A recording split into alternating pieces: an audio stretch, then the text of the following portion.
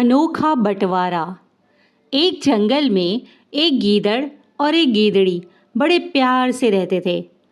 गीदड़ अपनी गीदड़ी को बहुत चाहता था। वो जो भी फरमाइश करती, गीदड़ हमेशा उसे पूरा करने की कोशिश करता था।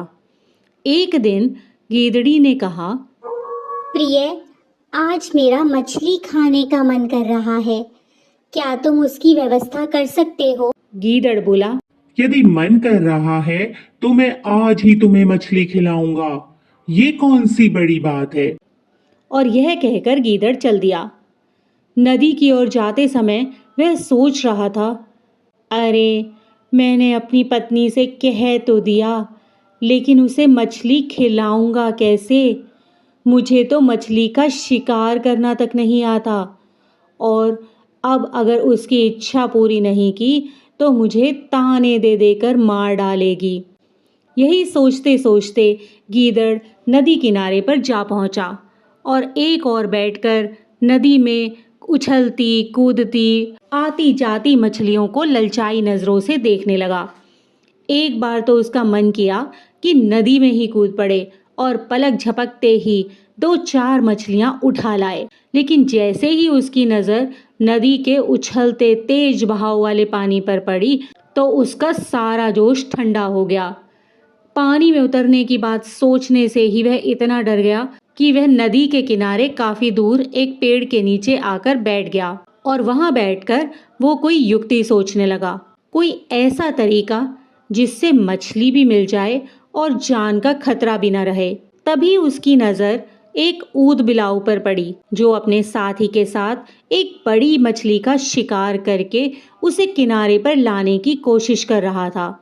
उनमें से एक ऊद बिलाव दूसरे से बोला, अरे वाह, ये मछली तो बहुत बड़ी और भारी है, हमारा तो कई दिन का गुजारा हो जाएगा। तो दूसरा बोला, हाँ भाई, तुम सही कह रहे हो, आज तो भगवान की कृपा से बहुत भारी मछली हाथ लगी है। भगवान ने कई दिनों के खाने का इंतजाम कर दिया है। उस मछली को देखकर गीदड़ के मुंह में भी पानी भर आया। वह सोचने लगा, क्यों ना इनसे यह मछली हथिया लूं, लेकिन कैसे? सीधी तरह से मांगने पर तो ये मुझे अपना भोजन देंगे नहीं, लेकिन अगर मैं थोड़ी सी चतुराई और बुद्धिमता से काम लूं तो शायद बात बन भी सकती है। तब तक ऊद बिलाव मछली को घसीटकर किसी तरह किनारे पर ला चुके थे। तभी उनमें से एक ऊद बिलाव की आवाज आई, अरे सुनो भाई, ये मछली तो एक है और हम 2 हैं, इसका बंटवारा कैसे करेंगे? तो दूसरा बोला, अरे कोई बात नहीं, हम खुद ही मिल बांट कर खा लेंगे।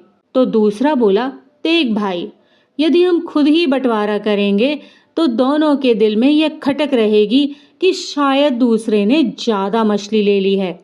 इसलिए मेरी राय तो ये है कि हमें किसी तीसरे से इसका बंटवारा करवा लेना चाहिए।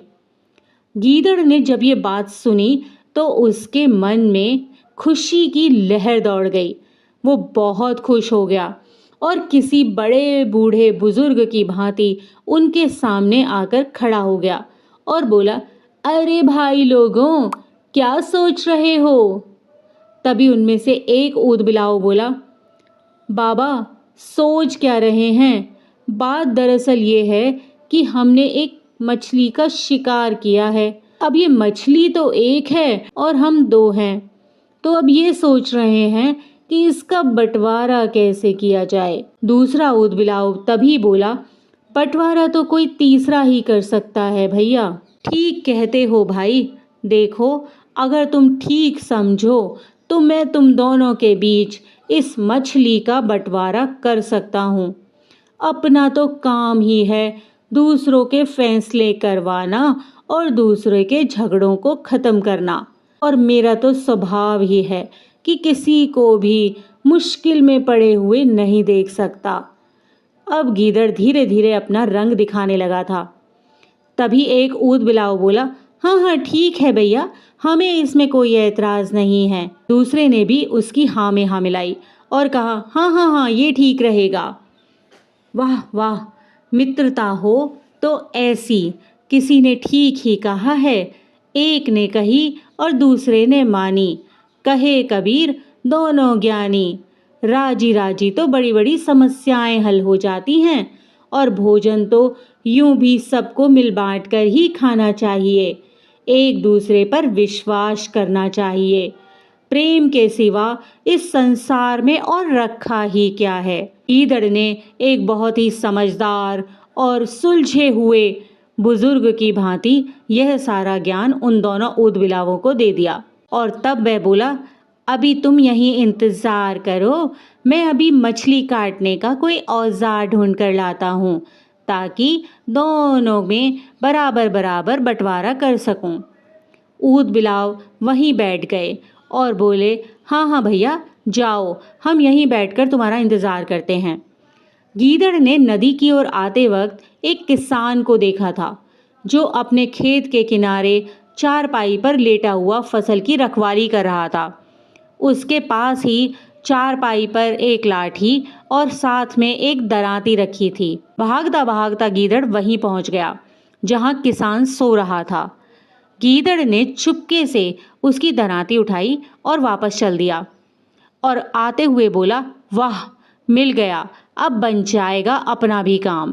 गीदड़ दरांती लेकर उन दोनों ऊदबिलावों के पास पहुंचा और बोला, आओ भाई, अब करता हूँ तुम्हारी मछली का बंटवारा।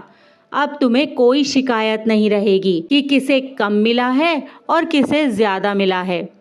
गीदड़ ने मछली के 3 टुकड़े किए, पहले सिर अलग किया और फिर उसकी पूंछ अलग की। लो भाई, तुम सिर ले लो, और दूसरे को पूंछ वाला हिस्सा दिया और कहा, लो भाई तुम यह रख लो। दोनों ने अपना अपना हिस्सा अपने कब्जे में ले लिया। फिर तीसरे हिस्से की ओर देखने लगे। दोनों सोच रहे थे कि अब तीसरे का बंटवारा कैसे होगा। वे सोच रहे थे कि गीदड़ इस बीच के हिस्से के भी 2 बराबर टुकड़े करेगा और उनमें बांट देगा, लेकिन गीदड़ ने तीसरा हिस्सा अपने कब्जे में ले लिया। तो वे दोनों बोले, भैया इसका बंटवारा नहीं करोगे क्या? तब गीदड़ मुंह बनाते हुए बोला, इसका बंटवारा? ये क्यों भाई, यह तो मेरी मजदूरी है। क्या मैंने मेहनत नहीं की, उसकी मजदूरी नहीं लूँगा क्या?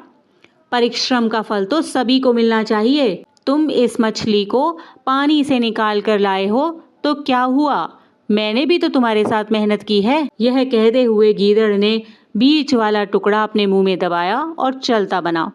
दोनों ऊदबिलाव टुकर टुकर उसे जाते हुए देखते रहे, और अंत में उन दोनों ने अपना सर पीट लिया।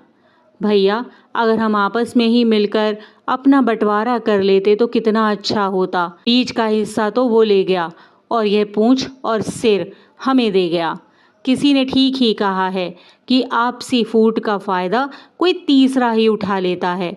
चलो, आज अकल आ गई कि थोड़ा कम ज्यादा खा लो, पर किसी तीसरे को अपने बीच में नहीं आने देना चाहिए। इसी प्रकार की अन्य व्रत एवं पौराणिक कथा कहानियों के लिए हमारे चैनल को सब्सक्राइब और शेयर करें, ताकि आप भी दूसरों तक इन्हें पहुंचाकर धर्म लाभ प्राप्त कर सकें।